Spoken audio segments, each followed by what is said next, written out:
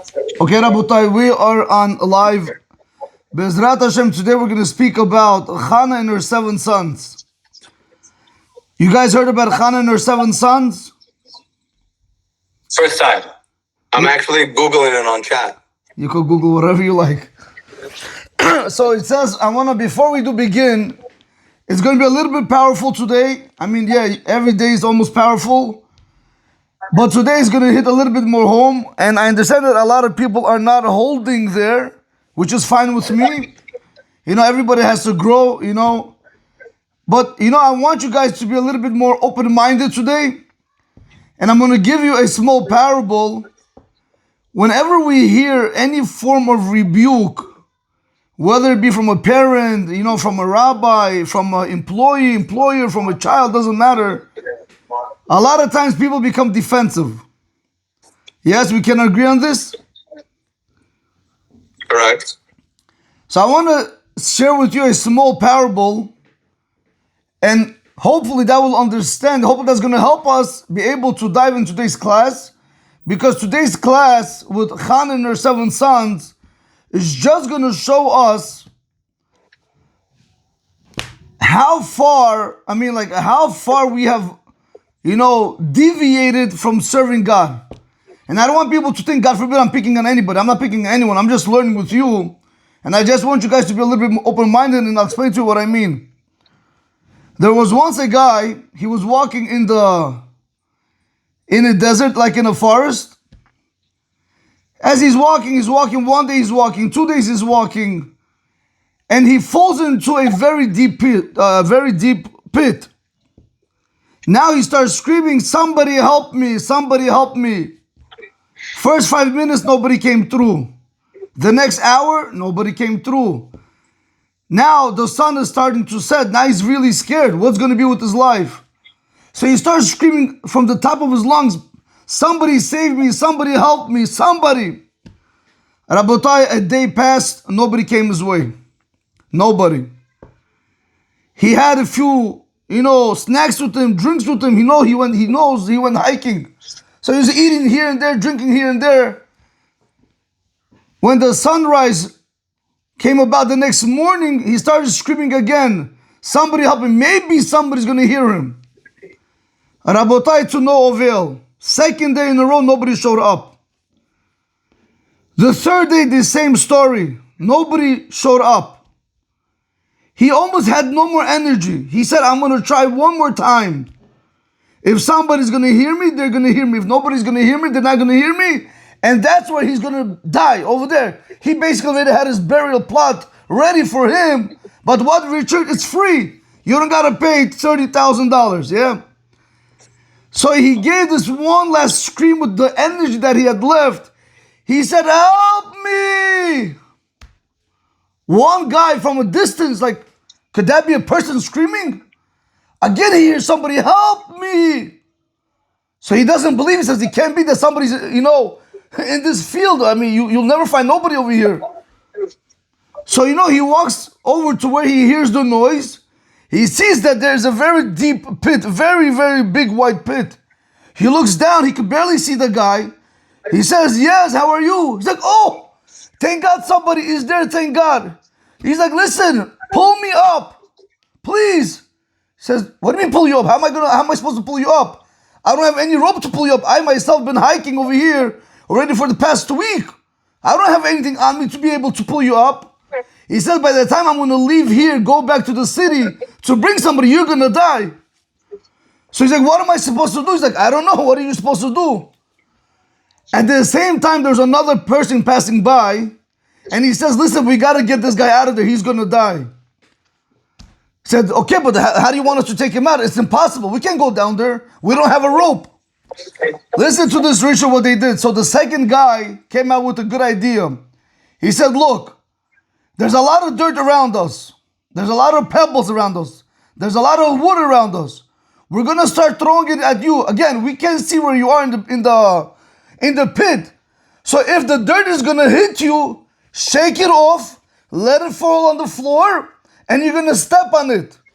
And we're going to do this continuously until the pit is going to fill up, where we're going to be able to reach you with our hand and pull you up. So that's what they started to do. They started throwing dirt on him, wood on him, rock. They don't know what he is. Everything's falling, but he has to survive. So now he's shaking everything off. Everything's falling on the floor, and he's stepping on it little by little. He's coming up higher and higher and higher. Rabotai, after a long time of them doing this, eventually they were able to pull him out of the pit. What is the lesson over here, Jack? The lesson over here is very beautiful. Whenever you have somebody rebuke you strongly, right? You feel like they're attacking you. No, don't do anything. Don't react. Shake it off and step on what they said and to allow you to go higher in life. Because if you're not going to shake it off, you're never going to grow. You're never going to be able to come out of that pit of life. Okay, Rabotai, again, I just had to give that introduction because, you know, what we're about to learn, Rabotai. Again, I'm just, you know, I want people to understand I am not nobody, Rabotai. I'm not picking on anybody. I just want to learn with you what happened with Hannah and her 7 sons. So, Rabotai, we're going to begin. You know, there was a Greek ruler by the name of Antiochus. You guys heard of him? Antiochus He was 4, right? I don't know if it was 4, I think it was like 2, but Antiochus, before he would return to Syria, his capital, he had a general by the name of Philip. He told Philip, Rabbi, this guy wasn't good. It looks like he forced the Jews to eat pork, re-announced their fate. Very good, very good. Wait 1 second. You read ChatGPT, very nice. Okay, good, very good. All right, very go nice. ahead. Very good. Was it the 4th? I thought it was the 2nd. Okay, fine. The 4th. So Antiochus, he appointed Philip as the second in command, and he ordered him to execute any Jew that would go against Antiochus's rules. So he had over there, Rabotai, this was his rules. Whoever is going to listen to my command, bow to my image, eat pigs and meat, and reject the religion of Moshe Rabbeinu, Moshe our teacher, and his Torah will live. That was his command, that's all.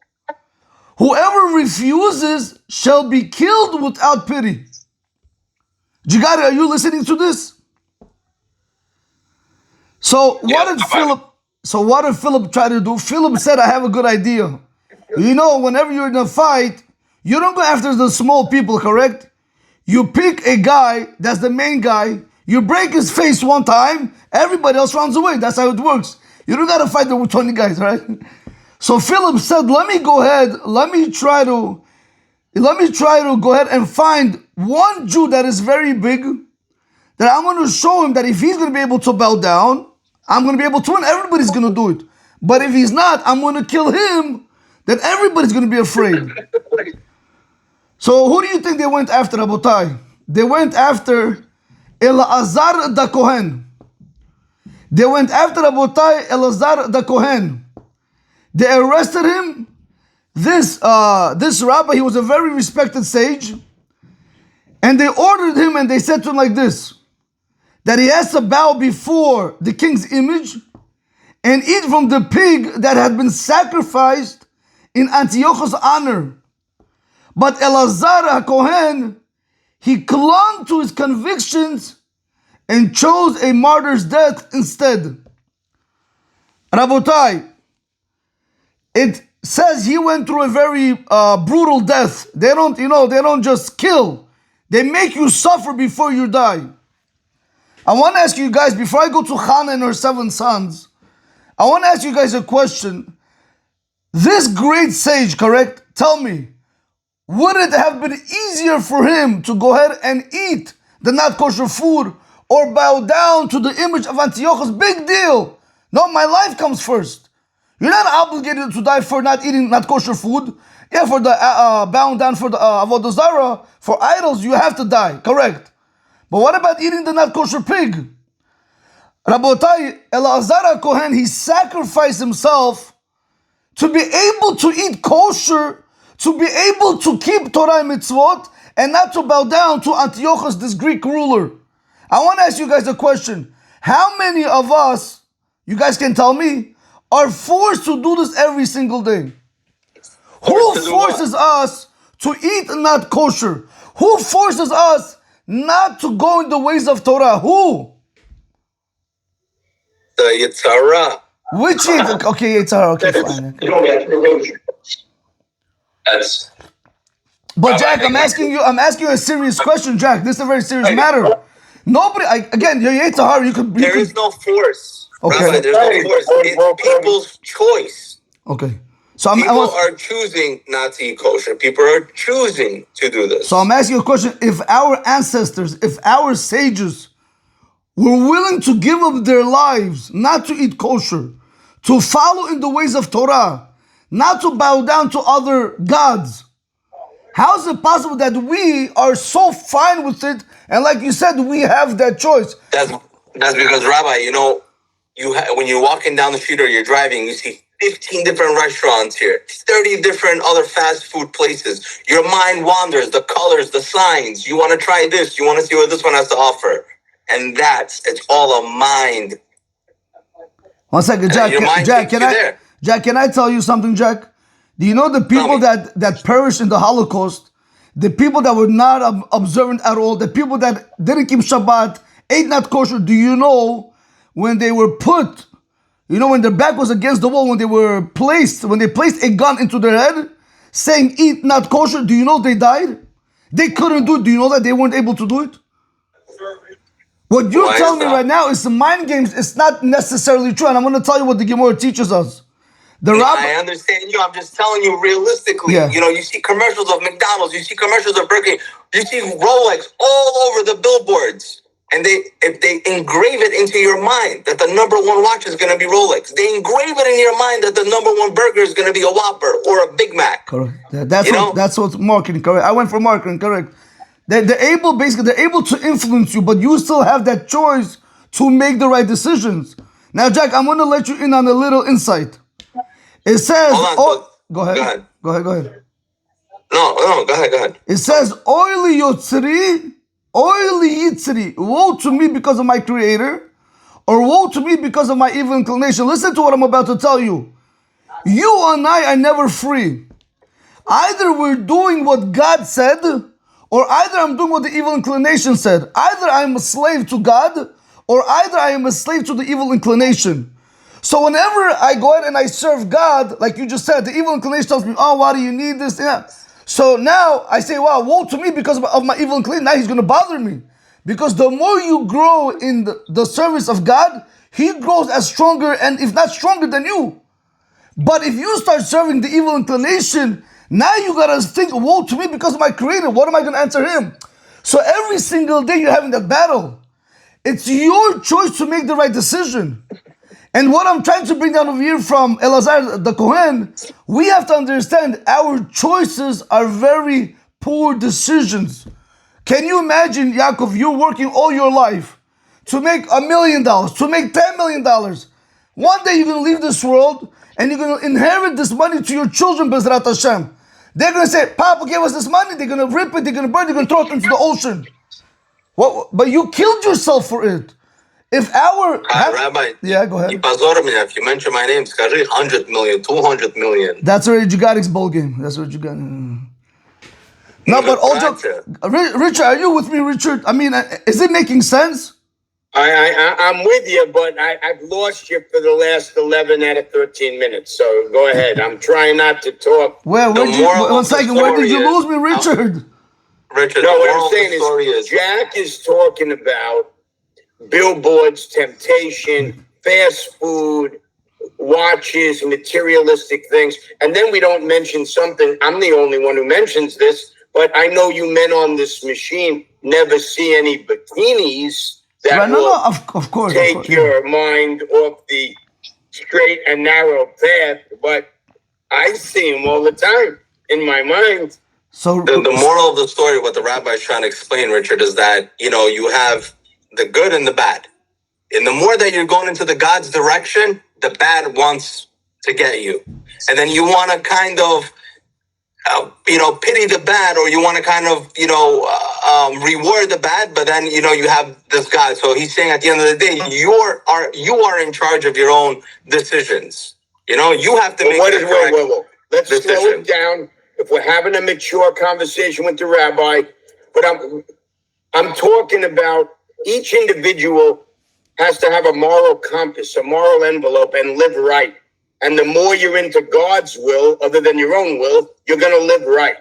Correct. But Beautiful said, okay. I separate, Rabbi, the Judaism. Like for me, you talk about eating kosher. Does everybody on this machine eat kosher? No, at one point, no. Not everybody, not everybody. Yes, Richard. You do, Israel? The guy that I do, yeah. Oh, no, that's fantastic. No, I mean, I have substance abuse. A lot of you guys don't. I don't eat kosher. We all have food. some kind of abuse, Richard. Trust me. Oh, no, I'm not saying or something I'm else. saying, how many Jewish prayers, Israel, do you make each day? How many Jewish prayers do I make each day? Not that many. Do you do 8? No, I mean, I just, the tefillin part, all that stuff, and then throughout the day, if I'm lucky to say, a bracha for the drinking the water, that for me, it's like a big thing, but I forget sometimes. Rabbi. Yes. Israel eats kosher, but he forgets to do the daily prayers. So how do you rate his Judaism versus my moderate of the road Judaism? So Richard, I do 8 prayers, and I'm an AA guy before I'm a Jewish guy, but I'm both. Right. Hey guys, let's try to get back to the point. I think the point that the rabbi was trying to make, and I think the rabbi was very well put, was the fact that there are so many ancestors behind us that have sacrificed their lives to follow the laws of Judaism, and so that we have the privilege of calling ourselves Jewish. Those same sacrifices that they've made, we are flushing down the toilet day in, day out, from breakfast to lunch to dinner. Is that what you were saying, Rabbi? Yes, correct. That's a real attorney at law, Toro. Yeah, no, let me tell you, Ruben is way too smart for me. I can't be that close with him right now. But I do want to, guys. He's way above me. I do want to bring out a very important point. Now, like you started saying, Richard, and also Yaakov started saying, it's about making the right decisions. Is it going to be easy? No, it's not going to be easy. But I want to ask you guys a question. People sacrifice a lot of things in this world. Women sacrifice sleep. Men sacrifice their freedom to be married. So let me say it like this. Women sacrifice their sleep for children. Men sacrifice their freedom for women. There's a lot of things that we have to sacrifice, and we're already doing it. Might as well channel that sacrifice also towards God's service. When I want to do something wrong, I just got to think about it is it worth it for me right now to go out and look at her? Is it worth it for me to go out right now and waste my time or curse or not to do the right thing? Is it? When I start, evaluating it, it doesn't come out. I don't see a reason why I should look at her, why I should go in the wrong direction. It doesn't make sense. And over here we see, how did they sacrifice? They killed themselves. I'm not asking nobody to kill. God is not telling nobody, kill yourself. But there has to be a sacrifice on our part. There has to be a certain form of sacrifice. You have to be able to kill your emotions. If Richard, for example, again, Richard, I'm not in your shoes. At one point I ate McDonald's, I went to Wendy's, I ate even on Yom Kippur. I was not religious, Richard, at one point. But when you start understanding more and more how that life is futile, there's nothing really there. It's all glamour, it's all hype. You start understanding for who am I living my life? Just ask yourself, when a person goes to the ground, where do he go? He's going to decay. So what's the purpose of me coming to the world if I'm going to die eventually? So there's a reason why I'm here. There's a purpose.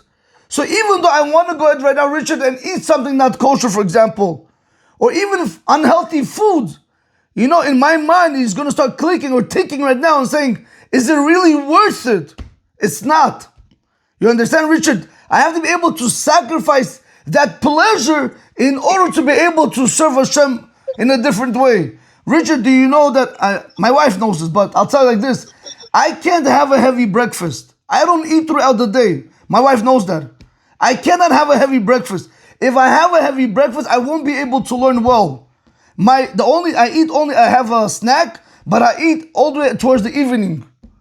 If I eat, I become tired. Food makes me tired, which I assume everybody also makes people tired. So I have to understand, if I want to be able to learn with all my strength, I have to minimize my consumption of food in the morning. I don't drink I don't drink alcohol. I don't touch alcohol, but I don't even drink soda drinks, Richard. Here, Richard. This is it. Tea, black tea, finish. Water and tea. I don't drink all these things because the more I'm able to minimize my pleasures in this world, the more I am able to connect to Hashem. But there has to be a sacrifice that's coming from me. If I'm not able to sacrifice the pleasures of this world, yeah, Richard, it's going to be very hard to connect to God. It's going to be extremely hard. I'll be honest with you. It's not going to be easy. You can't live in both worlds, Richard. You can't be married and at the same time have a side chick. That you can do. Either I am married to my wife or I'm not married.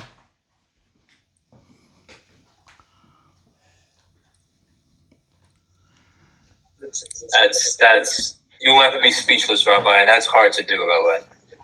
Of course it's hard, but listen, it's every day. Richard, I'm not going to tell you what time I wake up in the morning, but you know how I wake up in the morning, Richard?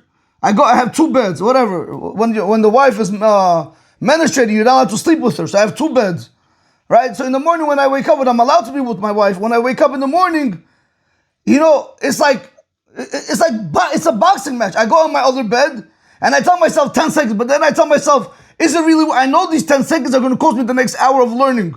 So I have to get up. Richard, there's certain things, just force yourself to do it, and you will see how much you're going to be able to accomplish. And the problem is we are afraid. We are afraid to lose that. Believe me, Richard, there's nothing there. These desires, it's all fake. It's like telling children, you have something in your hand, correct? And you want to bring the child over to you. What do you tell him? Come, I have a candy. Come. He comes, you open, there's nothing there. That is exactly the same way the evil inclination works. He tells us, come, try this, do this, have a good time. Don't think about God, do this. But after we do it, Richard, how do we feel? We don't feel good at all. We feel like garbage.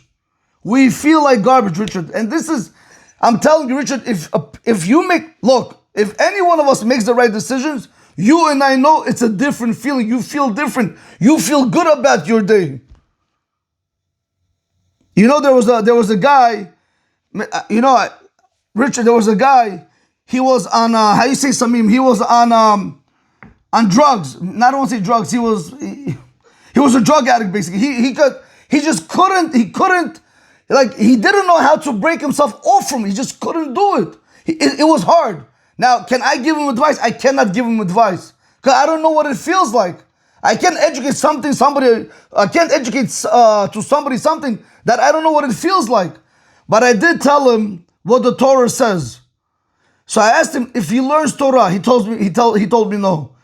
I say take the Torah, institute it into your life, and we'll speak after a few years. Let me know how it's going to go. Start that time when you want to do something wrong.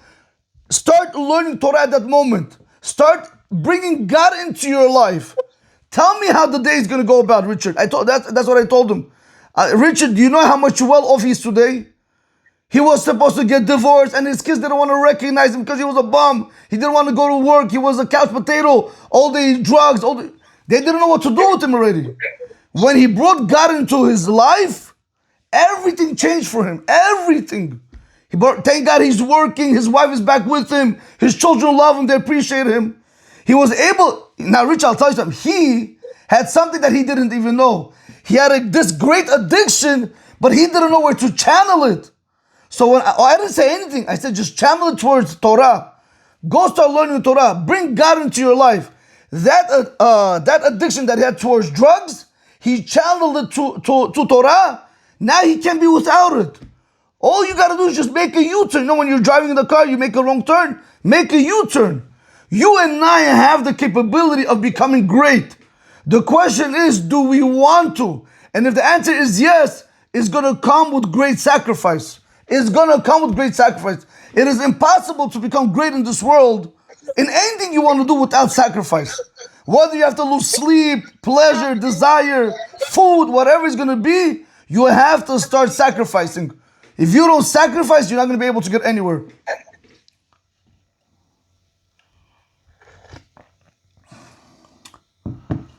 Rabotai, I still didn't get to Hannah and her 7 sons. Hopefully, B'li Neder, tomorrow we're going to speak about it. You know what happened after? Let me just, guys, give you this in. Richard, Antiochus found out about this sage, Elazar HaKohen, that he died and he didn't bow down to him. So he said, let me come back and I'm going to start. There was a mother by the name of Hannah and she had 7 children. He said, let me start with them. Okay, so the adults don't want to listen to me, but maybe children will listen to me. And the first child, guys, I'm just going to tell you right now, when they took the oldest child, when he was brought before him, you know what the king did? He started speaking to him. He started trying to make peace with him. He said to him like this, he said, look, whatever you want, eventually I will give you. All you got to do is bow down to me and eat not kosher food, meaning eat the pig. And abandon your Torah, and that's all you got to do. You know what Hannah's oldest son told her? He said to her, don't bother. I'm ready to die for God. One of her oldest son. You know what Antiochus said? We're not going to kill you just like this. They cut his limbs. They first cut his tongue. Then they cut his feet and his hands. Then they skinned him. Then they put him on a pan and they tortured him a slow death. And this would continue through all her 6 sons. Hopefully we'll see this B'ezrat Hashem tomorrow.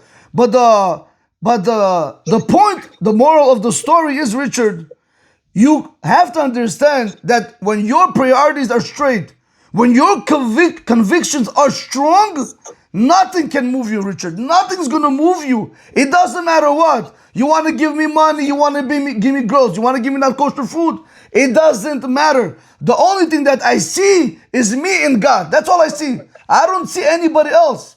That's how much conviction each and every one has to have when it comes to Avodat Hashem. I just want to say, Rabbi, I'm reading the story on chat, and all 7 of the sons were brutally executed in front of the mother. Yes. And then the mother was executed last. Yes. And that was all because they refused to break the Jewish law, declared the faith in God, and several other things that were listed here.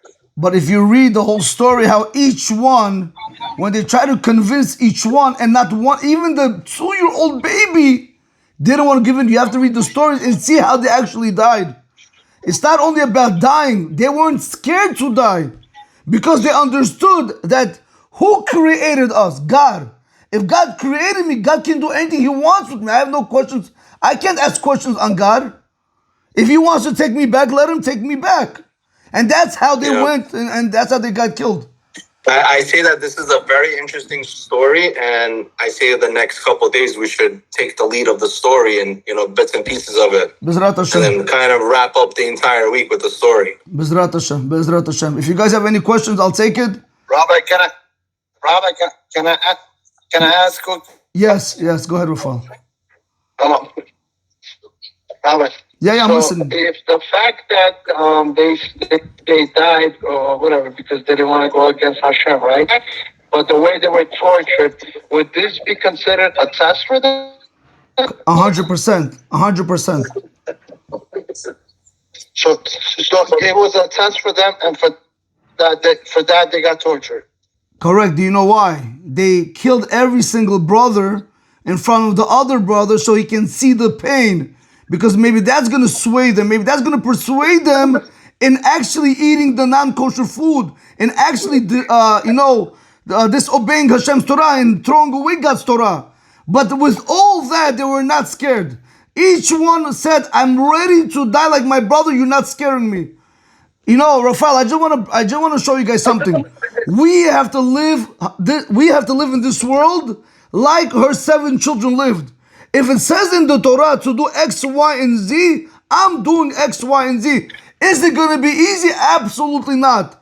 Is it going to be a fight every single day? Yes. And not every single day. Every single moment, it's a battle. Every single moment. Don't think that I have peace in my life. It's impossible. Every single moment, it's a battle. Whether it's a battle to get up in the morning to pray, to do the right thing, not to look at her, not to eat not kosher, to continue learning for a few hours straight. Everything is a battle. Nobody has it easy. I don't have it easy. By the way, they say that our greatest rabbis, by them, I'm not that great, but by the greatest rabbis, they say the greater they are, the stronger their evil inclination is, even greater than them. That means that their inclination is bigger than mine and yours. They one time told this rabbi, I'm going to conclude with this, guys. His name was the Gaon Vilna. And they told the Gaon Vilna, he's like, Gaon Vilna, you sit and learn Torah all day. Where's your evil inclination? You don't go outside, We would love to have your evil inclination. You know what happened? You know what he told him? If you're going to have my evil inclination for 1 minute, you're going to die on the spot. That's how much the evil inclination was with him. But every single moment he was fighting it out. He was fighting it out, and that's what we have to do. We have to be able to fight, Rabotai. We can't just walk in. And Yaakov, I'm going to tell you something. You ever watch boxing? Maybe you guys do. I don't watch, but if you ever watch boxing, Mike Tyson, Holyfield, yeah? Bottom line is, whenever they're boxing, I'm going to get punched, you're going to get punched, correct? We're going to walk away with bruises. It's going to happen. But the question is, who's standing last? You understand? With the Yetzer Hara, with the evil inclination, yeah, he's going to punch me here, he's going to bring me down over there. But the question is, when I fell, did I get back up? Did I strengthen myself over him? Or did I just throw in the white towel and say, that's it, no more religion for me? Rabotai, this is a boxing match until the day of death. I don't care who you are. Trust nobody, Rabotai. It says in Pirkei Avot, Al tamin ba'atzmecha ad yom motecha. Now this is crazy, Jigarik. It says, do not trust in yourself until the day you die. Don't trust yourself. You know why? Because we can't make right decisions. Our decisions should be solely based over the Torah, what the Torah tells us to do. That's exactly what we have to do. You understand? All my decisions, if it's not if it has everything to do with Torah, I make the decision because I learned Torah. If it has to do something with the house, the kids, the clothing, shoes, food, vacation, my wife's department, not my department. Anything that has to do with Torah, my wife doesn't decide. Everything that has to do with Torah, I make the decision. You understand, Jigari? This is because I have to see. She doesn't learn all day. How's she supposed to know? So therefore, Rabotai, we have to understand. We have to make our decision have to be based off Torah and not, Jack, I'm just going to touch upon what you said. Yes, you're right. The billboards, that's how they market. That's how they influence our minds.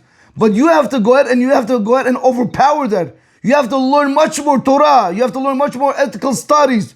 You have to do much more in order to be able to overpower that. If not, Jack, I don't know how old you are. You close your eyes. That's defense, Rabbi. Huh? That's that defense right there, Rabbi. Defense? What's that defense? You got to have defense away from those Big Macs and those Whoppers. Right. Defense. But Jack, I want to tell you, look, I don't know how old we are right now and how old we are. If you're above 30, 40 already, I'm telling you right now, people, we already lived half of our lives. Before you know, you'll be 60. Before you know, one leg in the grave. Before you know, you're done and gone. What'd you leave behind? What'd you accomplish? Okay, so you accumulated wealth. And now what? That's what Rabotai. We have to place our priorities straight. What's more important? Start tackling that. And you got to, how do you know what's right or wrong? Whatever comes hard, do it. Whatever is everlasting, do it. Whatever comes easy and is temporary, stay away from. Not kosher food is temporary. These girls, they're temporary. Sleep is temporary. Pleasures are temporary. From all these things, you got to stay away. Torah is hard, but it's everlasting. Stick to it. Mitzvot are hard, but it's everlasting. Do it. Being a better person is everlasting. Stick to it and do it and become a better person. That's how you close, Rabbi. That is a closing statement. I got it. You got to go. I also got to go. Rabbi, I love you. Let's go. I'll see you, boys. I'll see you guys.